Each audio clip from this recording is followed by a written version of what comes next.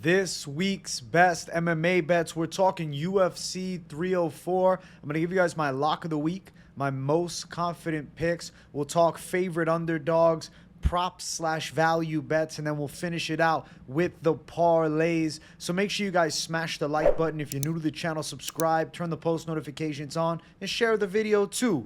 Now, looking at last week's result, if you watched this show, you'll know I went 5-0 from my lock to my 4 most confident picks, which included 2 underdogs. It was a clean sweep of the card, and I am very happy to have things moving in the right direction.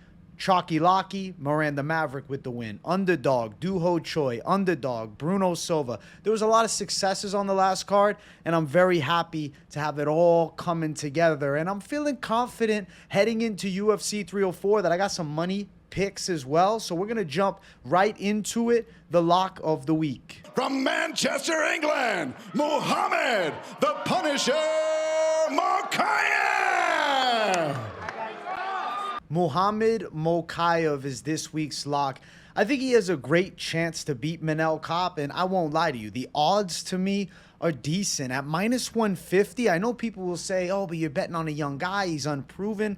He did out-wrestle Alex Perez. I mean, yeah, he struggled a bit in the 3rd round, but Perez comes from a wrestling base. He's taken on Manel Kape, who's a good striker. I love Manel Kape's style, and I would say I'm a Manel Kape fan.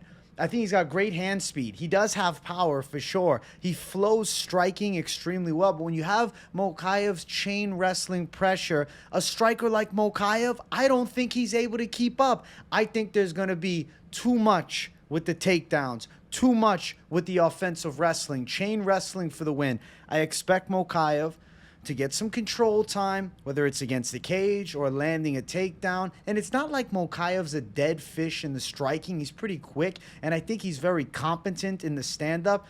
As well as being super young, the improvements are going to consistently build. I don't see a world where Mokaev isn't eventually, at the very least, fighting for a title. And I think beating a seasoned veteran like Manel Kape is going to earn him that shot. The odds are pretty good. -150. I see him getting the win. If you were lucky enough to play it last week or the week before, you could have even got that plus money. But now he's, started to grow as a favorite. And the -150 line is okay, though, because it's still money lineable, and I do think it's still going to come through. A win is a win. Over 2.5 at -200. I expect this fight to go into the later stages. Sure, you can be a Degen and maybe throw Mokaev by sub. Could he catch the neck of Manel Kape? Maybe. I don't love the confidence level on it. It's not my official prediction, but the value is there at +425, and Kape has been submitted before, but ultimately I think it's going distance. +165 for Mokaev by decision. So the money line -150, my official method of victory call at +165, and an over 2.5 at -200. I think Mokaev's good to go. I'm feeling really good about this lock. Some weeks, the confidence with the lock builds. Some weeks, it dips. This week has been a build in confidence with the Muhammad Mokaev lock. I do see a clear path to victory. And how I broke it down in my head is I feel like he's got a very good chance to win. Kape's only way to get it done, I believe, is a later stage knockout or even a potential 10-8 round with a flash knockdown earlier that steals him around. Because I think Mokaev's wrestling is just too much here, and he's too well-rounded for Kape as well. Kape is extremely good, but I don't see him beating Mokaev. And his Felipe Dos Santos win has aged like spoiled milk, because Dos Santos and him was close, and then look how bad Dos Santos did with Altamirano. And then you look at Mokaev, yeah, his fight against Alex Perez, there's negatives to take away, but okay, next time out, he wins the 1st round against Tatsuro Taira. Yeah, he ended up getting his knee torn up and losing that fight by stoppage, but I still think it's a positive overall. So Muhammad Mokaev to get it done. I see him beating Manel Kape, and I'm excited for him to potentially be in the title picture forthcoming, because I think this is the #1 contender fight. Let's jump to the next section. We got most confident picks. I'm going to bring them all up on the screen. 4 savages that I feel pretty good about it. Let's talk about them one by one. First, we're going to talk about Tommy Boy, Tom Aspinall, to win against Curtis Blaydes. I see him avenging the loss, and I also think that Tom Aspinall is one of the most talented and hyped up heavyweights ever. Like, I could see Tom Aspinall go down as an all-time heavyweight great because he has freakish heavyweight size as well as athleticism and speed of somebody from a damn middleweight division with knockout power. He's a big favorite at minus 370, and Curtis Blaydes is good. Don't get it twisted. Their first fight was an inconclusive finish with Aspinall's knee getting torn apart right in the first damn 30 seconds. Quick as hell. Curtis Blaydes, after that fight, he did get knocked out badly by Sergey Pavlovich. Yes, last time he beat Jailton Almeida, but none of his performances scream beating Tom Aspinall. Aspinall by knockout is minus 175, so you don't have a ton of value on the line, but I'm predicting a Tom Aspinall win by KO. Not impossible for him to lock up a submission against Blaydes, but Blaydes is a really strong wrestler, hard-nosed wrestler, but I don't think he has the takedowns to put Aspinall on his back. Definitely doesn't have the level change speed to get Aspinall down. The way Blaydes would have to get him down is probably against the cage or knocking him down and getting on top. I think Aspinall is going to hurt Blaydes. Blaydes has been knocked out in all of his losses, even though one of the Ngannou losses was doctor stoppage. Still on paper, all knockout losses for Blaydes, and I think he's going to be a victim of the Tom Aspinall power and the Tom Aspinall hype, the Tom Aspinall aura. There's the word I was looking for. Tom Aspinall, John Jones needs to happen. Enough of this Stipe stuff. With a win, I expect a highlight reel call-out of John Jones following the matchup. So Tom Aspinall to get it done. I feel good about it. I think you guys should too. Next up, Mick Parkin. I don't think Mick Parkin is a title challenger, but how can I not be confident in him to beat Lucas Drezhki, who's coming off of a fairly controversial fight against Walter Walker, man. Walter Walker is bad. Compared to Mick Parkin, as much as we can flack him, Parkin's striking solid enough. He's going to have the option to take down Lucas Drezhki. I see him getting the win. I do think that Mick Parkin has a much higher fight IQ and just has a technically better skill set. Now, he's chalky at minus 280, but he should win this thing. He's not a finisher by any sense of the word. He's yet to show it in the UFC, though he has a submission win on the Contender Series over Eduardo Neves. Parkin to win by decision is plus 125. That is the official method of victory call, with the over rounds at minus 180 for Parkin. I see Parkin getting his hand raised on the scorecards. I think he can technically outstrike a Drezhki, and if there is any trouble with the striking, expect Parkin to have the takedown option and be successful getting down Drezhki and controlling him from top position. He's just simply a more well-rounded fighter than Lucas Drezhki, and Mick Parkin has, in my opinion, a bit of a layup here. A loss would be abysmal for him, and I don't see that happening. Mick Parkin for the win. Next up, Nathaniel Wood at minus 410. He is a chalky favorite. He's a chalky, confident pick. Chalky Locky, but he should beat this version of Daniel Pineda. Daniel Pineda is towards the end of his career. He fought against Alex Caceres and did okay, winning a round. I don't know, was getting beat up by Andre Fili a couple fights ago. Was knocked out by Cub Swanson. Pineda's a bit of a sloppy striker. Does have relatively good wrestling, though, and does have a tricky submission game. Submitted Tucker Lutz, but that's a real substantial step down in competition. Nathaniel Wood beat Andre Fili. Nathaniel Wood beat Charles Jourdain. Nathaniel Wood was essentially robbed of a fair fight against Muhammad Mokaev. They were in the Middle East, and there were several fouls by Mokaev that ultimately weren't penalized, and it ended up costing Wood a decision. But that doesn't mean that Nathaniel Wood's skills are not near top 15 level or even top 15 level. He's a big favorite, as I said, but what's sneaky here is an over 1.5. Historically, Daniel Pineda, good chin, good toughness, solid submission defense. Wood, not a finisher, former bantamweight, good at winning decisions. I like Nathaniel Wood by a decision as the official pick at plus 200, and I think over 1.5 at minus 160 is a bit of a surprise because Daniel Pineda's tough. I don't see Pineda going out easy. I see him getting technically beaten. He's going to get outstruck. He's probably going to end up on bottom at some time because also the Pineda gas tank is maybe not as good as it once was, and I think Nathaniel Wood has a substantial efficiency advantage. He's quicker. He's more precise. I see Nathaniel Wood beating Daniel Pineda, and even though he's a very chalky line at minus 410, I still have respect for the game, and I think that his skill set will be the ultimate difference maker, and I see him beating Pineda. So let's keep running. Next one, Arnold Allen over Giga Chikadze. Man, I almost chalky Lockheed Allen. As much as I think Giga Chikadze has amazing kicks, I just don't see Arnold Allen losing to this version of Giga Chikadze. I feel like Allen is getting consistently better. Chikadze didn't look great against Bruce Leroy. Fight before that, he was out for a while. It was 2.5 years ago. He lost to Calvin Kattar, and that was kind of the fight that exposed his level. Now, Chikadze is a dangerous finisher. He's got really good kickboxing, but ultimately, Arnold Allen's a good striker too, with a more well-rounded game, and I also believe he is the better athlete between the two of them. Minus 230 for Arnold Allen to win with a decision at minus 110. So you got to have Arnold Allen to pull through. I do think parlay piece with somebody like Arnold Allen. Decision at that minus 110 mark makes a lot of sense. I think it's going to end up going distance. I like the win by decision for Arnold Allen. I think that the call's pretty solid.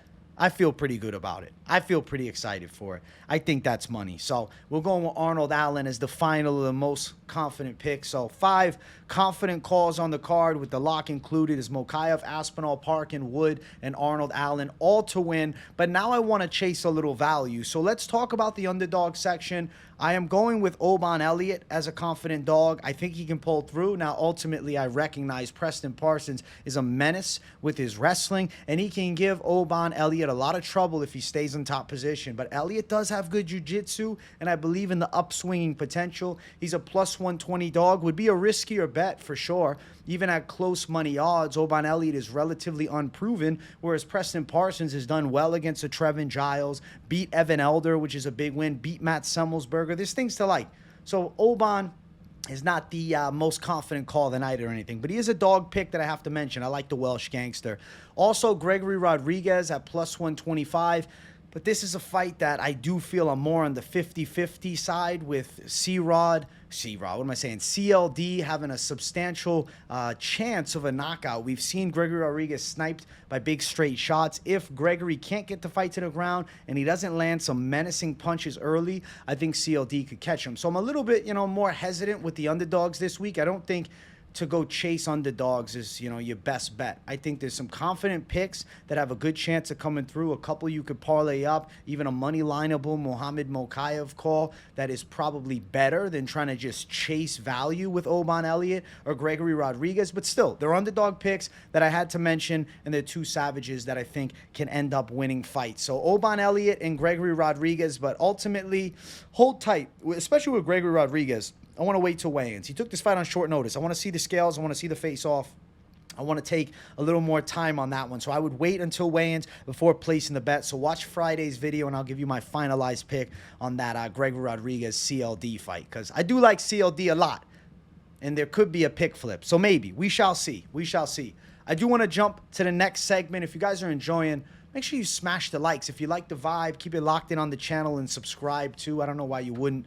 Pimblett by sub to start the Degen Props section. Patterson by sub and Lockren by KO. All Degen Props. I don't love the Degen Props section most of the time, simply put, because I'm talking about props with confident calls throughout the whole show, to now come to the prop section and have some lesser confident picks to save the day for props. Maybe not the best idea, but I like these 3. I want to talk about them a little bit in depth for a moment. Paddy Pimblett, I do think, can club and sub Bobby Green. There is a solid chance of it. I like Paddy's chances of catching Green and Green's chin. A little bit of a worry heading into this fight after the brutal knockout, but also the speed advantage for Paddy the Baddy. I see Pimblett winning, though. He's a good value at minus 110. You're chasing value, looking for the sub, but I just had to mention it because I do think the club and sub is possible. But when you got an even line, is it really worth it when the sub is, plus 340? If you get it at plus 450, what I'm seeing, maybe it is worth it. Now, another Degen one, Patterson by sub. He's too big of a favorite for me to put in a confident pick section simply because there are question marks around his chin. But if he doesn't beat Kiefer Crosby, that's a bad moment, and that's a career-ending loss. Looking at it, Patterson by sub is minus 135. I'm pretty confident he's locking up that sub. Patterson could have easily been in the most confident pick section, but it's just the light worries of the chin. They kind of kept me off. Instead, I said, I'm not putting a minus 400 who's been knocked out by a featherweight. And then next one is Colin Lochran. I do think he's live for a win, ultimately a minus 200, and he was close to being a confident pick, too. I think he can pull off a ground and pound stoppage, potentially. At plus 500 for the value, if you're looking for Degen shit, it's not a horrible idea. And then the ultimate Degen call, Molly Meatballs by knockout, is plus 250. And if you like her by first round KO because you're a psycho, plus 650. But the Degen prop section, ultimately, I will always refer to this as a fun segment, but not something to bet your life on. The confident calls is the A tier. The lock is the A tier. Even the dog section is the A tier. This is the fun tier. I am not done yet, though, because I want to talk about some parlays. Now, if you look at these parlays from last week, I haven't eliminated them from the screen just yet, because if you paid close attention, that plus 2,000 hit. Every one of these fucking calls ended up hitting. Obviously, the Tavares Park fight was canceled, but if you played Maverick straight on top of it, this all hit. So undefeated in the parlay section last week, and I'm looking to bring the same type of savagery to this week. But because it's a pay-per-view, I wanted to give you guys more options with my thoughts. Now, this doesn't mean blindly tail. Please, if you're betting money down on the fights, do your own research to see where you line up with my calls instead of blindly tailing. Now, if you're just looking for a fun Degen bet, you're throwing $15 on, that's a different conversation to be had. If you're throwing serious money down, please do your due diligence, man. Do your due diligence. All right, let's talk about these parlays. Let's look at them. First thing, Aspinall Parkin. They train together. I think there's a good chance it comes to fruition. If Parkin loses to Dreshki, that would be tragic. Minus 130, I think it's relatively safe. Aspinall, Parkin, and Wood at plus 117, I would consider safe-ish, but I understand that some people wouldn't want to throw Mick Parkin in simply because he's unimpressive as far as his athleticism goes, though the fight IQ is fine. Mokaev and Aspinall is a good alternate safe one. I like this one a lot. I might even like this one more than the Parkin one because Mokaev's my lock, and I think Aspinall is winning, and it's plus money. So Mokaev, Aspinall, I like as a safe play a lot. I like it more than the first one, to be honest. I should have put it first. Next one, Mokaev, Aspinall, and Arnold Allen. Love this one. Plus 205. I think it's safe-ish. I love all three of them to win, and it doubles your money. I think this is a good one. I think that's a real good one. Now, Mokaev, Aspinall, Allen, Wood, and Parkin at plus 415. That's a nice one. That's a nice one. And plus 205. You're more than doubling your money. You're doubling your initial. You're getting a lot back. Looking at this plus 415, though, it's risky. Risky territory. But savagery. You know what I'm saying? Sometimes scared money don't make money. If you're looking for big returns, you got to throw down some chaos. That is plus 415, and I think it's got a good chance. Now, the next one, Pimblett, Elliott, and Mokaev. This is degeneracy, but it is plus 625, and I am picking them all to win. Close money favorite, Pimblett, even money at most spots. Elliott, the dog, and Mokaev, the close money lock. Love it at plus 625 for a Degen play. Then the Pimblett, Elliott, Mokaev, Aspinall, and Allen play. This mixes confidence with degeneracy, so I just call this savage. Plus 1,230. That is the Degen parlay of the night, and I'm telling you guys, it's got a live chance. It's definitely got a live chance. Now, next up, I got an alternate that I wanted to do. I just wanted to have some alternate stuff for the people that maybe didn't like the confident picks or the locks. I still want to give you something to work with. Shauna Bannon, Loughran, and Bukauskas for something weird. The over 2.5 in the Bukauskas fight, not the straight money line. Plus 275 for a good alternate near 3-1. And then another alternate is the Wood and Pineda over 1.5, which I like. I think it's possible with Aspinall and Allen. Two confident calls. Aspinall and Allen can also be an alternate safe parlay on its own, something to mention. Maybe you guys are considering doing that, so hopefully you listen for the whole thing and you didn't just take a screenshot and book out, because Aspinall and Allen by themselves I like a lot. But with the Wood over 1.5 too, you got plus 177 for a good safe-ish alternate that I think has a fairly high likelihood of coming through. Now, I don't feel like the Degen betting side of things of just going for props and nonsense is a good recipe, especially for a big pay-per-view card where I think there's like some good straight lines. You don't need to go chaotic and try to play, multiple decision props with a knockout prop, with the sub prop. But quickly, for the fun of it, I can kind of just glance at what some of the lines would be, and I'll just throw out a call right here. Mokaev by decision, putting that in a lineup, which is plus 165, with Tom Aspinall by a knockout, which we know is around minus 175. I think there's a pretty damn good chance of that coming through. With the over 1.5 in the Wood-Pineda fight, that makes a lot of sense. Unfortunately, this is going to be extra work for me because all these lines are not just placed right in front of my face. But listen, hold on 1 second. Let's pull it together. Let's make it happen. All right, come on. Let's look for it. I got to look for it. All right, plus 165. Let me find something plus 165.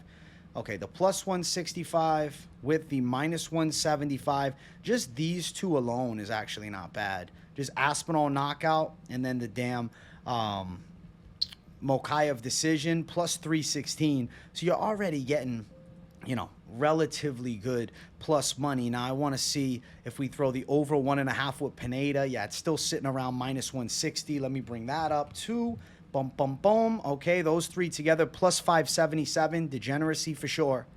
I'm telling you, this shit's degeneracy, man. I don't recommend it. I don't recommend it. I don't recommend this type of shit. But sometimes you got to have a little fun, especially, you know, towards the end of the show. I don't want to let you guys go yet. I want to talk more. I want to have a good time with the people. If you want to also add in Arnold Allen, you got plus 865. So it's a decision for Mokaev, a knockout for Aspinall, and then ultimately putting the over 1.5 in the Wood fight and Arnold Allen to win. The lineup right there brings you to plus 865. If you're also like, listen, I'm already here, I might as well throw Mick Parkin in. Okay, we can do that as well. Now you got plus 1215. All right, there we go.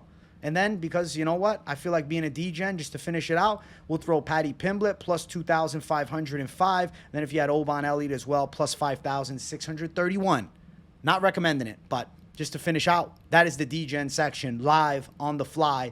I wanted to do it for you guys. I hope you enjoyed this week's Best MMA Bets. Let me know what your lock is in the comment. Throw some of your favorite bets down too. And if you got nothing to say, but just enjoy the content, W in the chat to boost the algorithm for your boy.